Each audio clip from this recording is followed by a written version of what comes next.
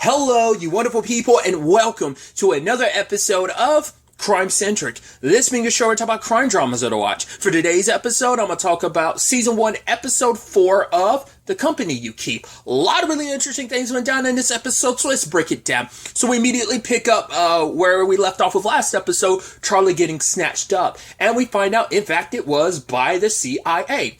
Now, I threw that out there last episode because, yes, it was a possibility, but I kind of talked myself out of being like, nah, I mean, it's still a possibility, but it's like, there's no way. Because I was like, whatever Emma got, I was like, it probably wasn't about Charlie, it was about something else. It's just the timing. But it was like, no, it was about Charlie, just not about who he really is. Because I thought, like, maybe they got that photo, maybe they were able to get a different angle of Charlie or something like that. That still could always circle back around, but at the very least, I thought maybe that's why that was, but I was like, I mean, could it be Connor? But would Connor be able to jump onto Charlie that quickly? It's like, no, because Connor didn't know about Charlie being involved with Daphne. He's, jumping ahead a little bit. He didn't find out until near the end of the episode. Then I was like, but Daphne would have no reason to go after him. So that's why I was leaning more towards probably thinking maybe it was someone from their past that they screwed over. But no, it was the CIA because a red flag popped up because it was like, right, he was in Nicaragua for like, I ran past that because I butchered that country's name every time. We'll just sail past that, but I had to take notice of it because I cannot say that country's name without like stumbling on it. But yeah, there was like a 8-month period or whatever. Then it's like, yeah, next time we saw him, he was like, he pops up again in Mexico. And even Emma being, the pragmatic person she is, like, right, we have to check and see what this whole situation's about. So they ask him a whole bunch of questions. They're like, did you know that Emma was a CIA agent? And he looks at the window glass. He's like, no. Not until just now. And it's like, are you upset with her? And it's like, well, I mean, she didn't tell me because she had to have her reasons. So, and it's like, right, why did that all happen? And he was like, there was kind of a spike, but I wonder, he was like, I got arrested. And I was like, interesting. I wonder, is that actually why because we do know he did in fact go to jail. So I'm wondering it was a part of the job. Because like he took the hit for his family. So maybe something because the job went a little sideways. I think it might have been something related to his dad or something. Maybe his dad's condition and stuff like that. But I think they touched on it a little bit. I don't think they went specifics, maybe they have been, and I'm just blanking, but he said he punched an officer, and so I'm thinking, like, maybe that had something to do with it, like, I just needed to give my family some time, so he was locked up for, like, 8 months or whatever, so Emma's like, yeah, that's his thing, and then Charlie, like, hard cut to them in the car talking, and, like, obviously, like, he's, like, spacing out a bit, and she's like, Charlie, are you okay? He's like, yeah, no, it's fine.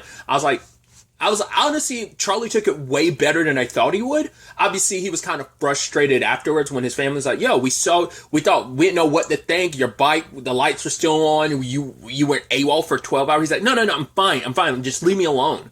But then he's like, yeah, I'm sorry. I'm like, he was snapping at them, but it's not like he was angry at Emma. It's just this situation because I was about to say, like, wow, you're taking this a lot better than I thought you would later on. But I'm like, in retrospect, I'm like, well, of course he is. Because he knows he's lying to Emma. It's like, yeah, she might have lied to him, but it's also like, right, our relationship started with us, like, after our respective breakups and us, like, kind of lying to each other. But also, we're, who we are as people, we kind of know. Like, even if I now know she's a CIA agent, it doesn't take away from the fact is I know who she is at her heart, who she really is.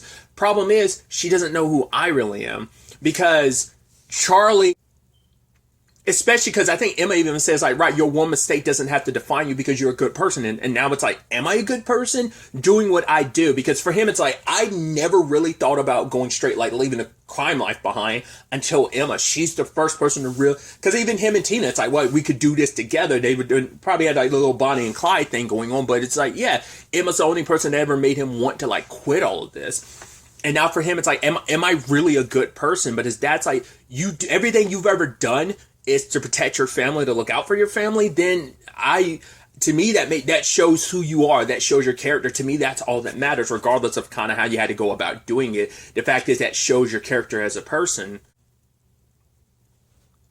But yeah, like that's what Charlie was more so frustrated about, because it's like, now I know Emma's secret, and yeah, her secret, she had a good reason to have that secret. She's a CIA agent. She's the ultimate good guy, and what am I? I'm a criminal. I steal from people. Even if it's, even we kind of have our code, even if we're in kind of our Robin Hood bag, it's still like, yo, I'm still a criminal. I've been a criminal a lot of my life. So it just, now it's like I've got this big secret. And for him, when Daphne busts in, it's like, yo, because Daphne's got her own issues, which we'll circle to in a second.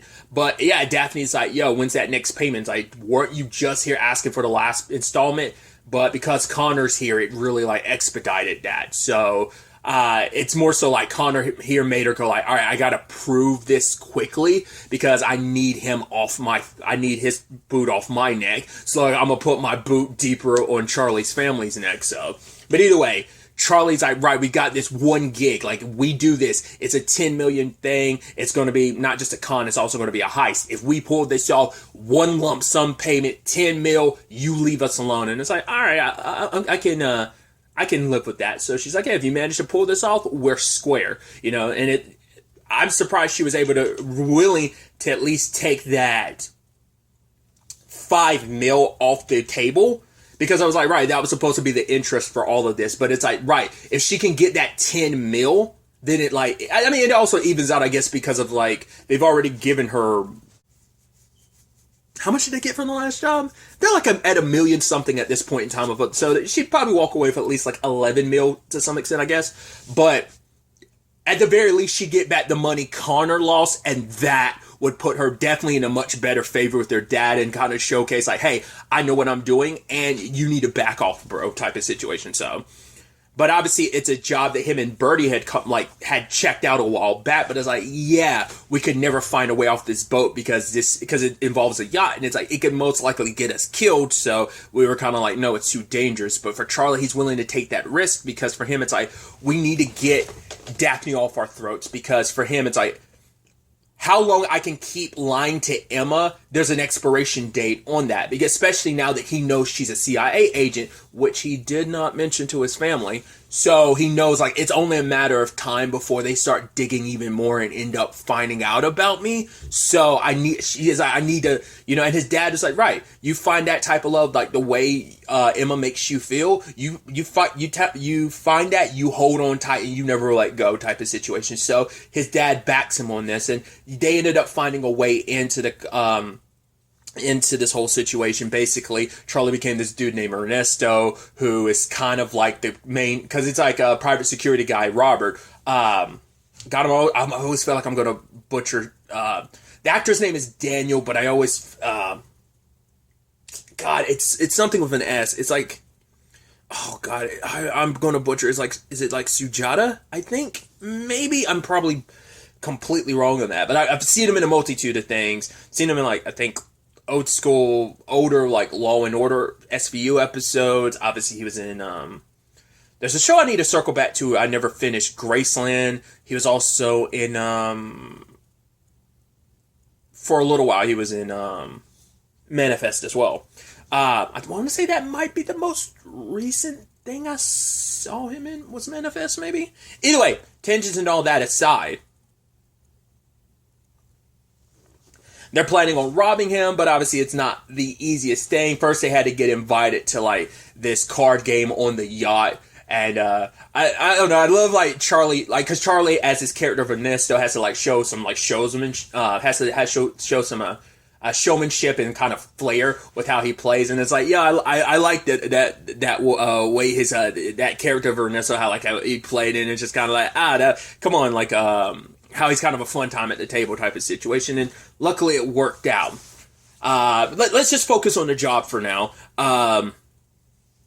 Obviously, everyone had their roles on getting on the boat. Fran being someone that was kind of one of the waitresses there, and Charlie's dad being the card dealer. He did mess up at one point in time. He called Fran by her actual name instead of her cover name.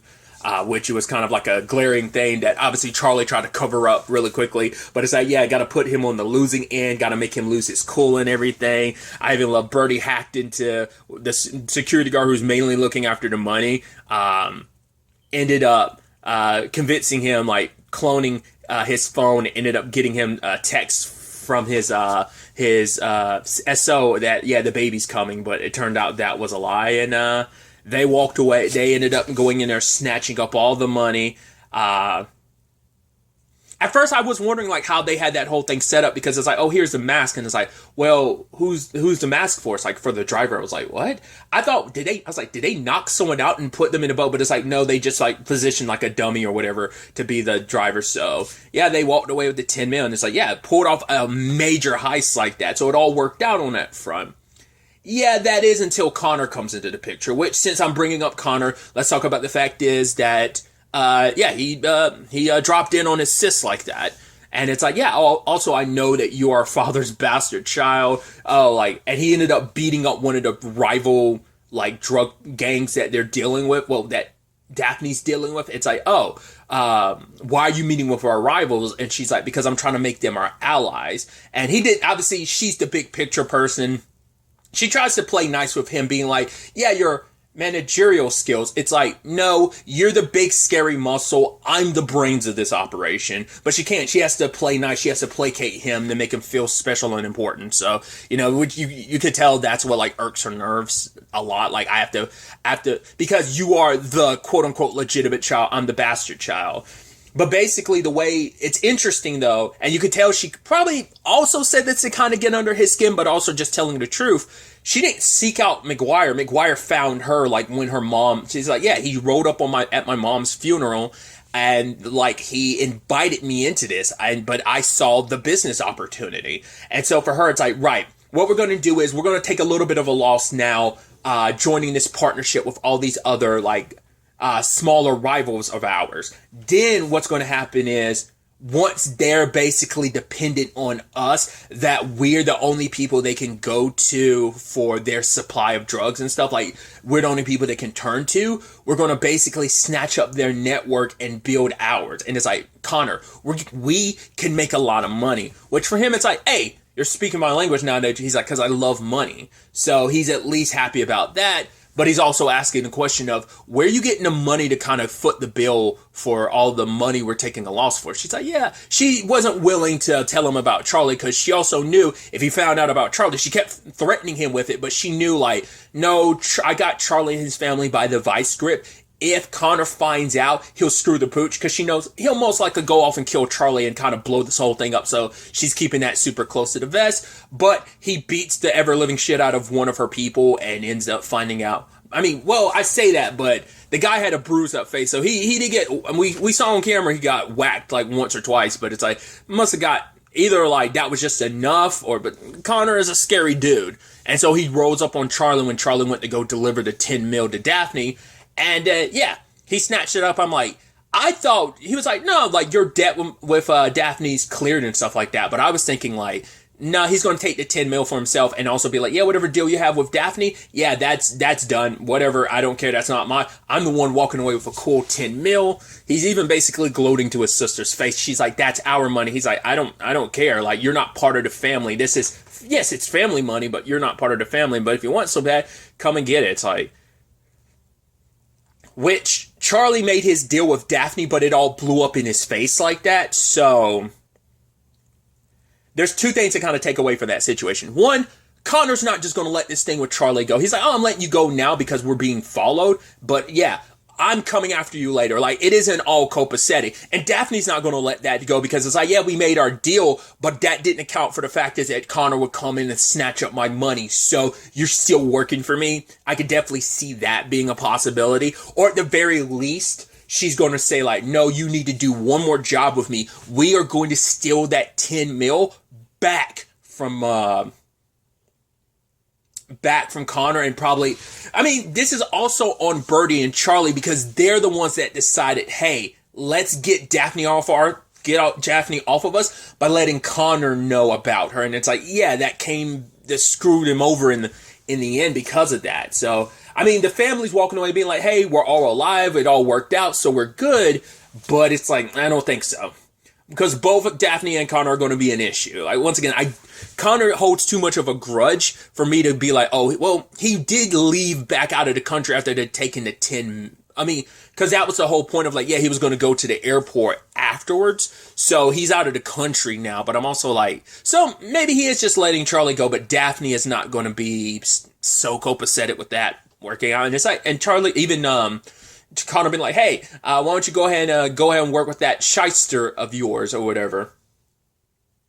And basically been saying like, yeah, I mean, he was able to get 10 mil for you this time. It's like, he'll get another 10, find another way to get another 10 mil for you. So they're not out of this like they think they are. And I mean, Daphne can't really hold the Connor thing above their head anymore because Connor knows now. So she needs them more than they need her type of thing. But I'm sure Daphne knows just how to apply pressure in this regard. So we'll see how that all turns out. Because she might even find out they're the ones who told Connor, because she still doesn't know how Connor ended up finding out, because she doesn't know that they know. So we'll have to wait and see how things kind of play out on that front. But some other interesting wrenches that kind of get thrown into the mix. Well, for one, Charlie ends up going to that event because her brother, because Emma's brother kind of convinces her, hey, it's time for the family to meet your secret boyfriend. And it's like, well, it's kind of not the best time considering like, well, he got interrogated by my business, my work, because, and even she didn't know it was going to go down like that. But either way, once again, Charlie's taking it on the chin and just being like, yeah, I can't really get mad. I've got a lot of secrets myself, and I want to tell you, but I'm scared that if I do tell you, it's going to scare you off, especially now that I know that you're a CIA agent, and you have even more reason to get scared off. But, they thought the biggest hurdle was going to be, Emma's mom. It's actually her dad, because the way her dad doesn't like the way Charlie is. Like, oh, you're such a smooth operator. You always know how to say the right thing. And that's what rubs him the wrong way. Cause I guess because he's been obviously in the political game, he knows he's seen slimy people like that. The people who are just like, those are the people you have to watch out for. So he knows there's something more to Charlie. So he might be the one that really, really finds it out. I mean, but Emma's going to defend Charlie because she's like, yeah, for her, it's like, I know your big secret. Probably don't want to go blasting that to your parents because that'll be a whole issue. But it's like at the end of the day, he's got his suspicions, and Charlie was like, trying to be copacetic with everything and saying like, yeah, bartender, politician, we always kind of go about saying things are right. But he's like, do you think we're the same? He's like, we're not. The fact of the matter is, he's like, I came to this country with nothing. But it's also the thing of there is a lot of more commonality between you, and that's why, that's even what Emma's mom was saying, like, oh, you're mad at him and don't like him because you see too much of yourself in him. And it's like, yeah, like, I mean, we don't know the full extent of Charlie's, like, upbringing, like, whether his family did, I mean, I think they had their struggles, but yeah, like, it's just like, Charlie's dad said, it's like, hey, you do whatever it takes to protect your family, and you find a way to make it work, just like Emma's dad did, their family did. So there's a lot of more commonality in that regard of like, yeah, like both of you care about your family and stuff like that. But part of me also wonders, is it that he kind of has some dark secrets, especially when it comes to the Claire Fox stuff? Maybe, maybe not. Maybe she knows some skeletons in his closet type of situation, but that definitely seems like an interesting wrinkle in the story because, Emma's brother met, is her brother's name Daniel? It's Daniel, right? Yeah, I believe so. Met with Julia, not Julia Fox, Claire Fox. Met with, Claire at the party or whatever, which his dad was like, wait, why is her name? It's like, oh, I don't even know who half these donors are. He's like, okay, but yeah, like you never want to get in bed with her because it always comes with a price. And so we find out a little bit about some of like the political stuff that she's gotten mixed up in the past that obviously Emma and Daniel's like dad isn't too cool with. But yeah, Claire came up to him, Daniel, being like, oh, I just want to introduce you to this person that's going to be kind of your helper in this thing. And he's almost like, oh, really? Yeah, thanks. Like he still got like a sigh of relief because he was worried about like what this devil's bargain he was about to make. And he doesn't, I'm like, the fact that she's putting someone on your campaign seems a little suspicious to me because I'm like, yo, she might be the type of person that's like, oh, I can fix. She might be a fixer type of person of like, oh yeah, I'm gonna set stuff up so it works out for you. Or her being part of your campaign, it's like she's definitely there more for Claire's like perspective. Like it's more so for Claire's sake that I'm like, I don't trust her. Like there's something super suspicious about this, but we'll see in the long run what it really ends up all being about. But either way, circling back a little bit, another wrinkle is that Charlie during the dealing with Connor on the way upon leaving, he happens to look in the car when we're being followed. So he's like, all right, some feds are here, and it's Emma, and it's like, okay, she didn't see his face, but she saw his eyes, and I thought it was over, and so did he. And all he can tell his family is like, I think I was wearing the mask, but I don't know if I got caught on it, because he still doesn't want to tell them, like, because your sister's going to be super pissed, your mom and dad are going to be super pissed, so they're like, wait, she's a CIA agent. How long have you known? It's like, well, I didn't know when I started dating her. Wait, but you found out. You've known a long enough time. It's like, how long is he going to keep this secret from them? Especially because he thinks like, well, we're out, so I don't have to worry about it as much. You're still going to have to worry about it. Because now the big question was, did Emma recognize his eyes or not? And when she comes over and she's like, that case I was working on, I had a big break. He's like, that's great. And you're like, right, they're kissing. Now, if this was any other thing, you'd be like, oh, well, they like, while they're hugging and stuff, like Emma's going to have a certain expression on her face. So it's like, okay, that'd be like the show's telltale side of being like, oh, Emma knows. Now, whether she's playing that super close to the vest and she actually recognized Charlie, to be fair, he was wearing a mask. It was dark. The car was nearby, but it's still dark, so she probably didn't get a good enough look at his eyes. But eventually something's probably going to happen and she's going to recognize his eyes or something and then probably look at him from a certain angle. It's like the dots are there. She just hasn't connected them yet. So it's like, right, the picture from the deal from the beginning of, from the Connor, McGuire, and Daphne deal, from the first episode, plus this situation. Eventually she will connect the dots. Maybe there'll be something else that ends up setting that in motion where she connects them. Or once again, she could be playing it super close to the vest. But either way, Charlie's kind of sighing a sigh of relief right now. But it's too soon for that relief. So it's definitely going to be interesting to ultimately see where all of this ends up taking us going forward into the next episode. But really, that's all I want to talk about. Till the next time we meet, be happy, be safe, live life to the fullest, and enjoy it. Good day, and good